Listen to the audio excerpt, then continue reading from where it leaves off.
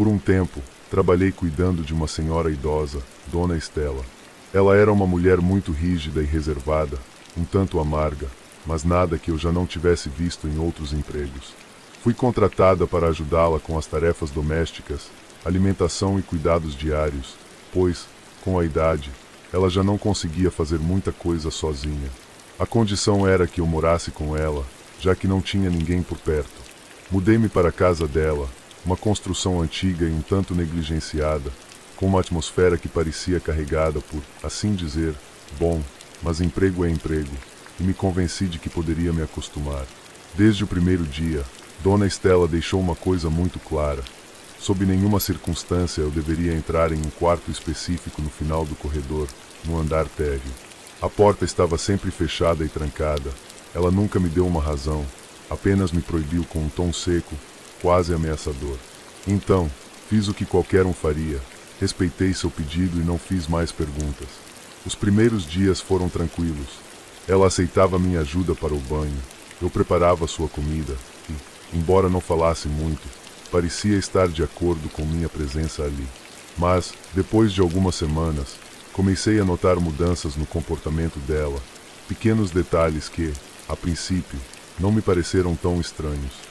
Ela ficava acordada até muito tarde, sentada na sala, olhando para o nada, sem acender uma única luz. Quando eu oferecia ajuda ou perguntava se queria alguma coisa, ela não respondia, apenas permanecia ali, em silêncio. Após alguns dias, a situação piorou. Percebi que Dona Estela evitava qualquer tipo de contato comigo. Ela já não permitia que eu a ajudasse com coisas que costumava fazer, como tomar banho ou se trocar. Havia momentos em que a encontrava parada no corredor, olhando fixamente para um ponto na parede, com uma expressão vazia e perturbadora. Aquela expressão me deixava com os pelos arrepiados. Embora tentasse falar com ela várias vezes, parecia que ela já não me ouvia. Era como se estivesse em outro lugar, presa em sua própria mente. O terceiro dia foi o pior. Acordei com um cheiro nauseante que preenchia toda a casa, um fedor fétido e denso que parecia ter impregnado cada canto. Levantei-me e comecei a procurar a fonte do cheiro, tentando encontrá-lo enquanto tampava o nariz com a camiseta. À medida que andava, percebi que o odor se intensificava conforme eu me aproximava do quarto que ela me proibiu de entrar. Segurei a maçaneta, mesmo sabendo que estava trancado. O cheiro era insuportável. Desesperada, fui procurar Dona Estela, mas não a encontrei em lugar algum da casa.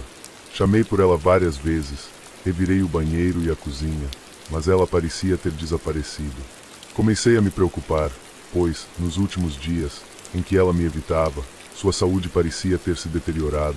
Ela se movia mais lentamente e com dificuldade, mas nunca pensei que algo assim pudesse acontecer. Finalmente, decidi chamar a polícia, expliquei a situação, o cheiro na casa e que Dona Estela havia desaparecido. Eles chegaram pouco depois. Ao inspecionar a casa, também perceberam o cheiro vindo do quarto trancado.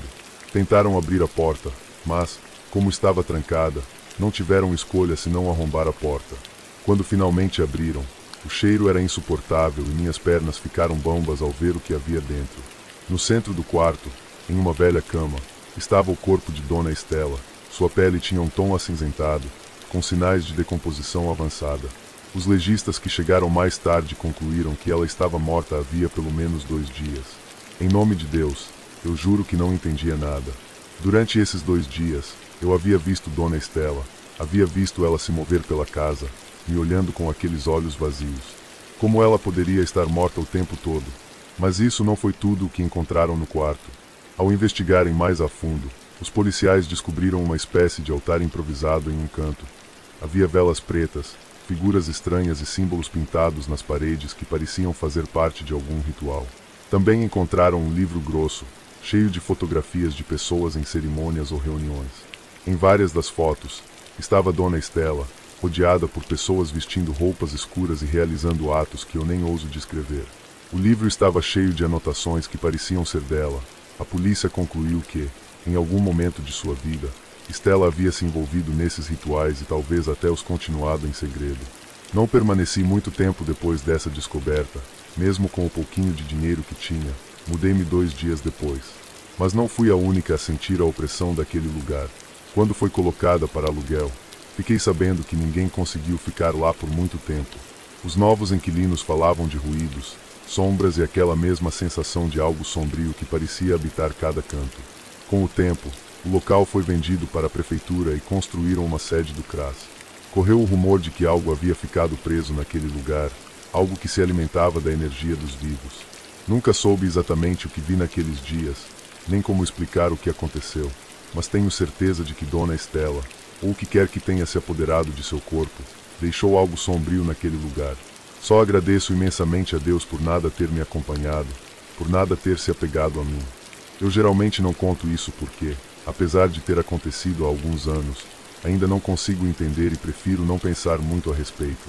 Tudo aconteceu na casa que eu dividia com meu irmão. Nós dois trabalhávamos bastante, então, na maior parte do tempo, estávamos sozinhos, entrando e saindo em horários diferentes.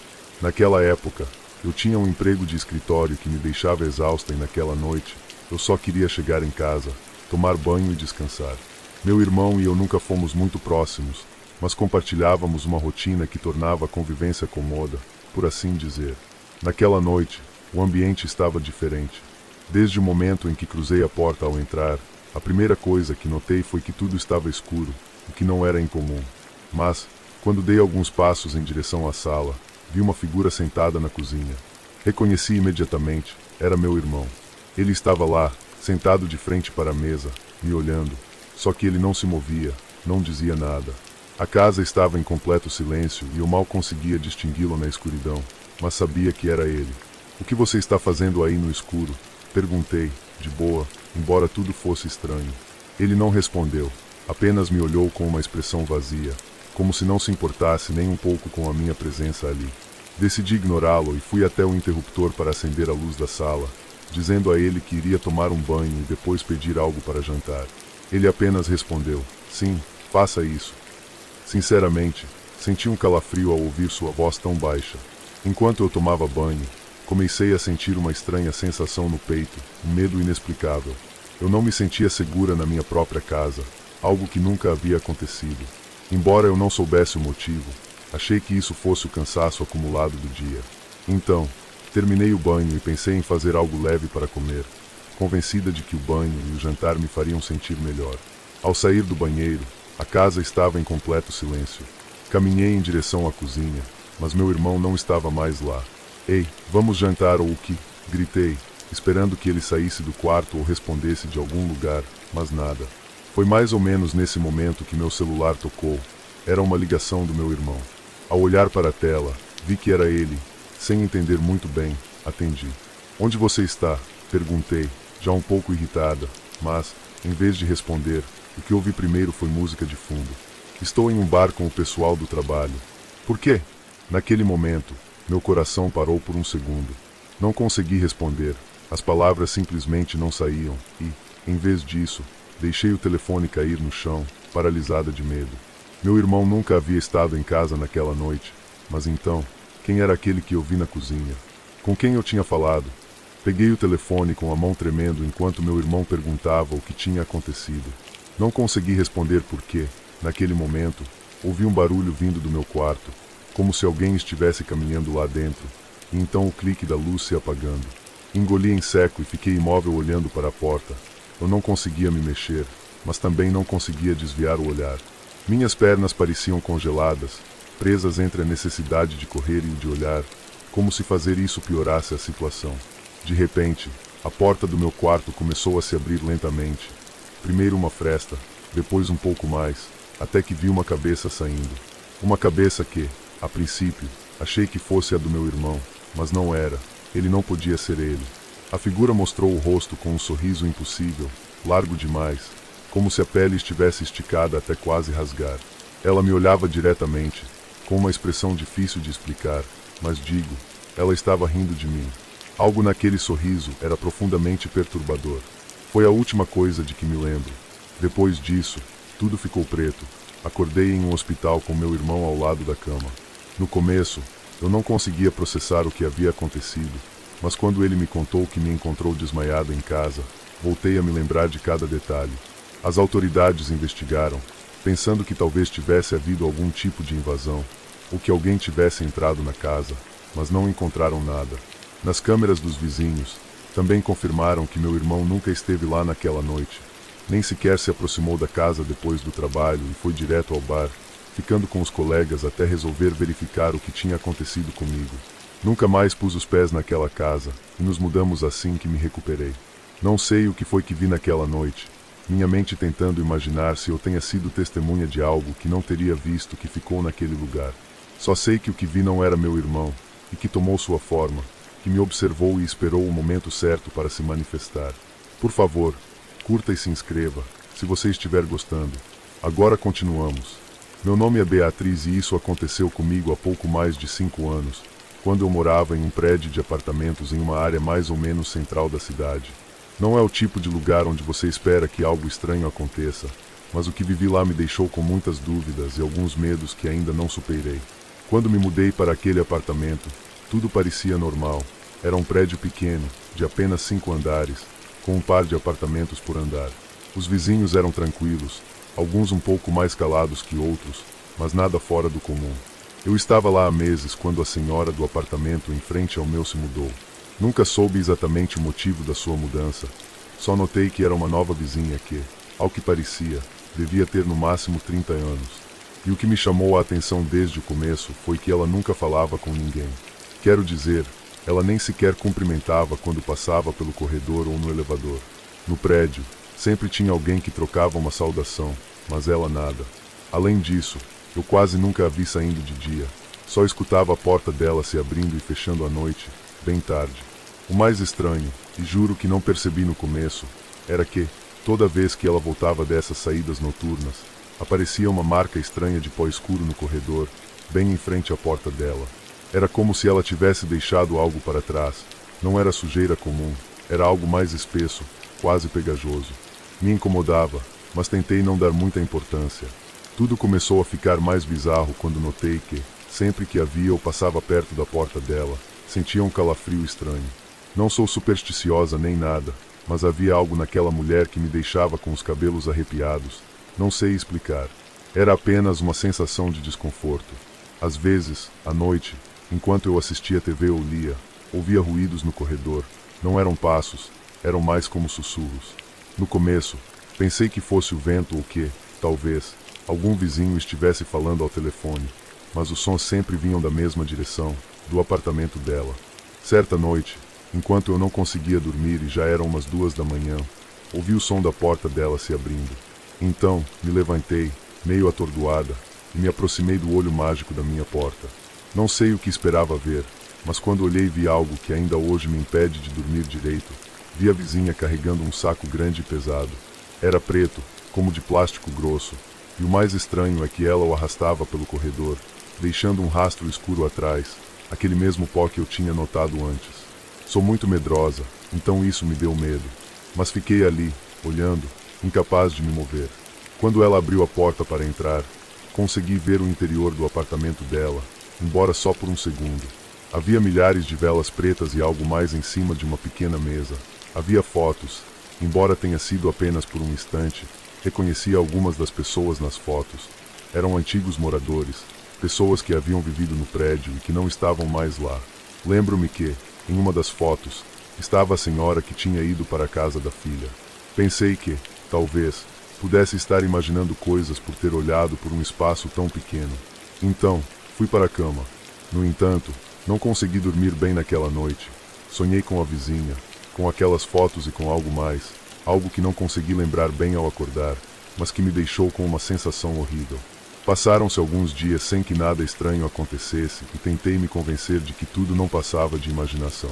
Mas então, certa noite, algo mudou. Eram 3 da manhã quando ouvi batidas suaves na minha porta.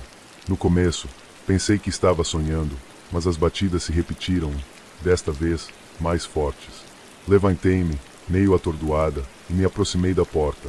Não sei porquê, mas não abri. Olhei pelo olho mágico e lá estava ela, a vizinha, parada em frente à minha porta. Ela não fazia nada além de olhar fixamente para frente. Seus lábios se moviam como se estivesse murmurando algo. Não consegui ouvir o que dizia, mas tenho certeza de que estava dizendo meu nome. Não sei por quanto tempo fiquei ali paralisada, até que finalmente as batidas pararam e ela foi embora. Não abri a porta nem naquela noite, nem nas seguintes, embora ela tenha voltado a bater mais 2 vezes, sempre no mesmo horário. O mais perturbador era que cada vez que ela fazia isso, deixava um pequeno montículo de pó escuro bem em frente à minha porta. A essa altura, não podia ignorar o que estava acontecendo.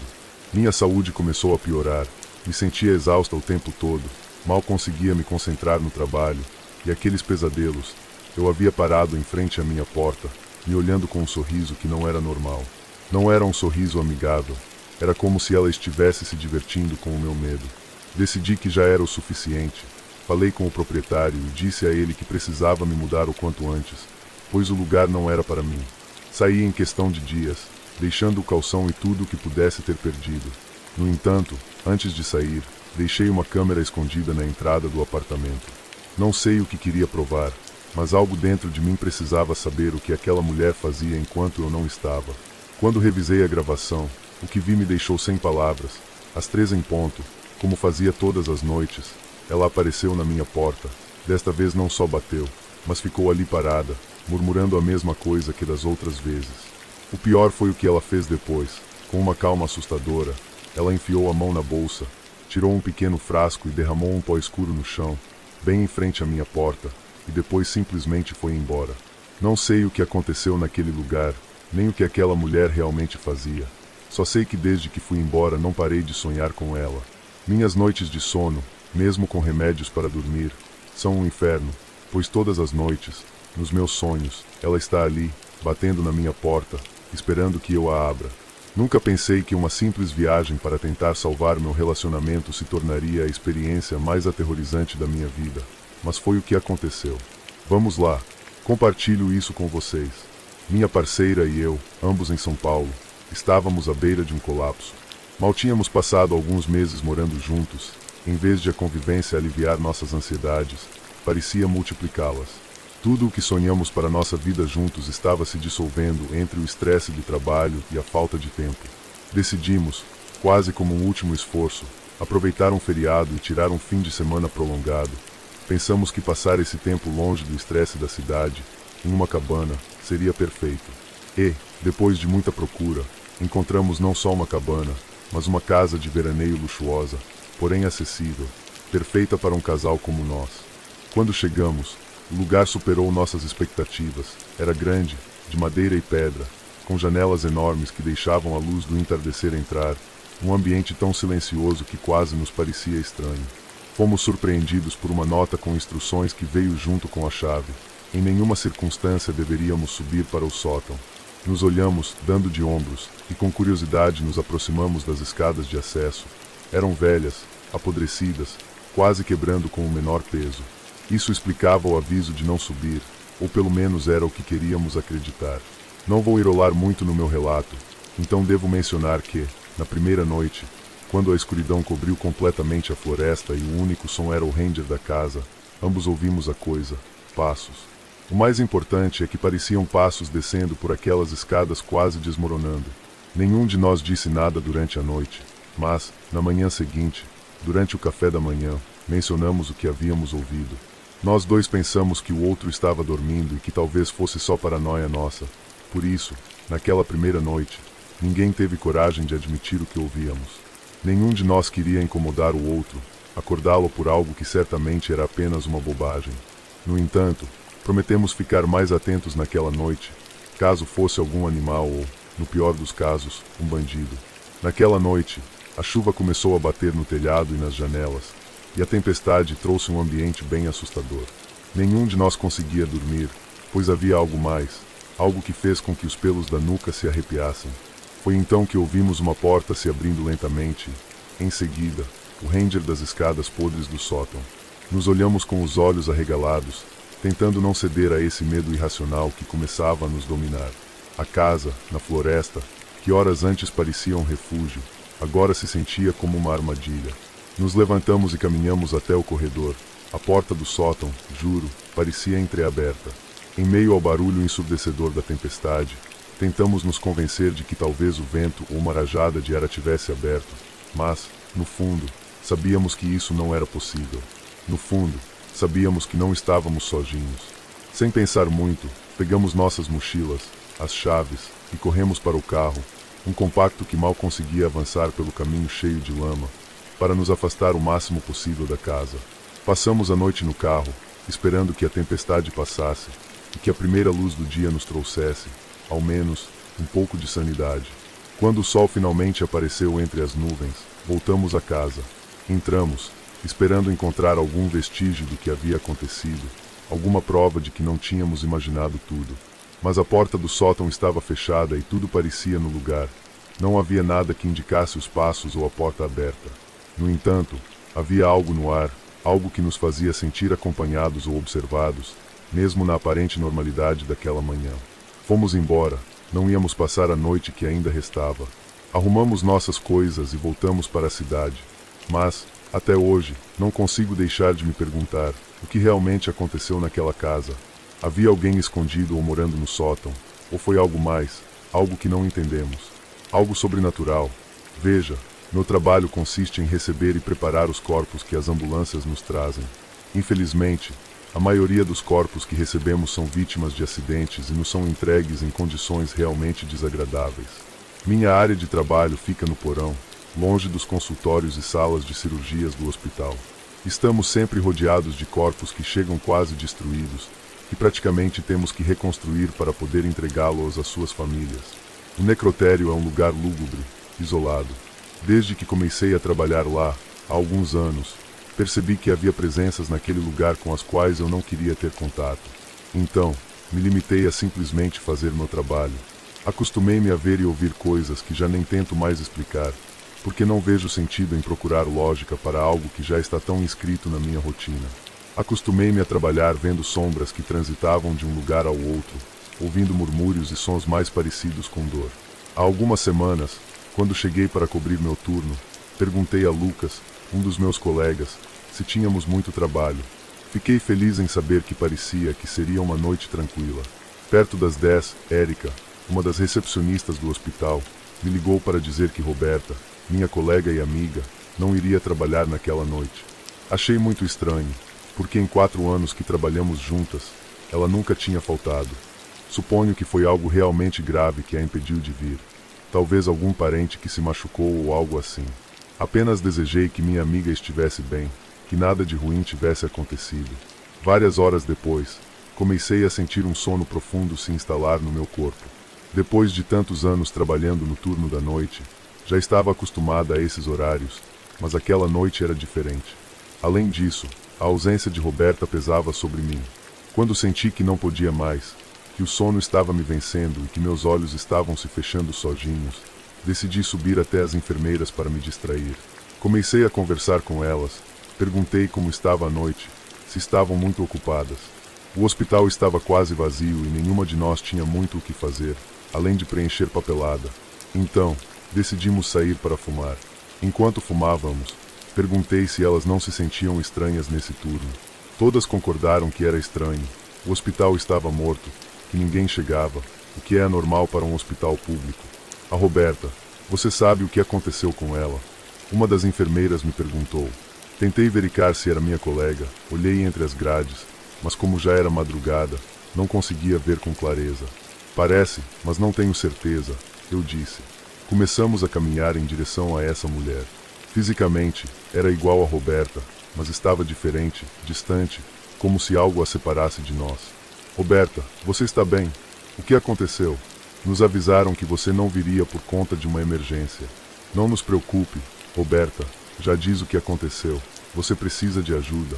Ela não respondeu a nenhuma de nossas perguntas, não nos disse o que havia acontecido, apenas se limitou a nos olhar, nos deu um sorriso e disse que precisava ir ao banheiro, mas que voltaria para me buscar, para irmos juntas ao necrotério trabalhar. Enquanto esperava Roberta voltar, acendi outro cigarro. As enfermeiras me perguntaram se eu sabia o que estava acontecendo com ela.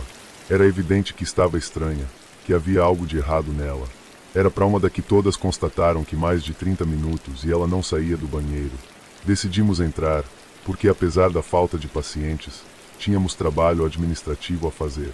Quando chegamos à sala das enfermeiras, perguntamos a uma das meninas que estava lá o tempo todo se Roberta ainda estava no banheiro. Vocês estão procurando a ela, me respondeu. As outras enfermeiras nos disseram que, Desde que saímos para fumar, ninguém mais havia entrado no hospital, nenhum médico, nenhum paciente, muito menos Roberta.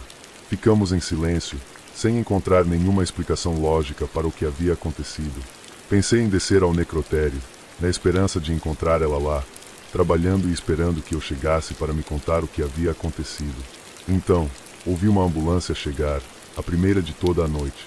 Chamaram porque era um serviço para mim, então me aproximei que os paramédicos entregassem documentos que eu assinara em admissão. Quando abriram, percebi que o corpo na maca era de Roberta, a mesma Roberta que vimos atravessar o corredor para ir ao banheiro uma hora antes. Perguntei, gritando, aos paramédicos se sabiam o que havia acontecido. Eles me disseram que Roberta havia sofrido um infarto. Me ajudaram a levá-la ao porão. Quando finalmente fiquei sozinha com ela, com aquele corpo que um dia havia sido minha amiga, comecei a falar com ela como quando ela ainda estava viva. Enquanto a preparava, contei-lhe coisas exatamente como fiz todos os dias durante 4 anos. Agradeço muito por ela ter se dado ao trabalho de ir me ver, de me visitar uma última vez. Acredito que foi isso que aconteceu. Estou certa de que naquela noite, ela foi ao hospital para poder se despedir de mim. Eu pude entendê-la, e entender tudo o que ela queria me dizer.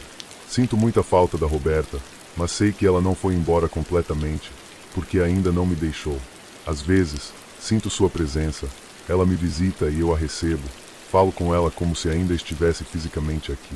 Se você gostou do nosso vídeo, se inscreva no nosso canal. Deixa seu like e compartilha no Facebook e WhatsApp, para que mais pessoas possam assistir esses relatos reais. Muito obrigado.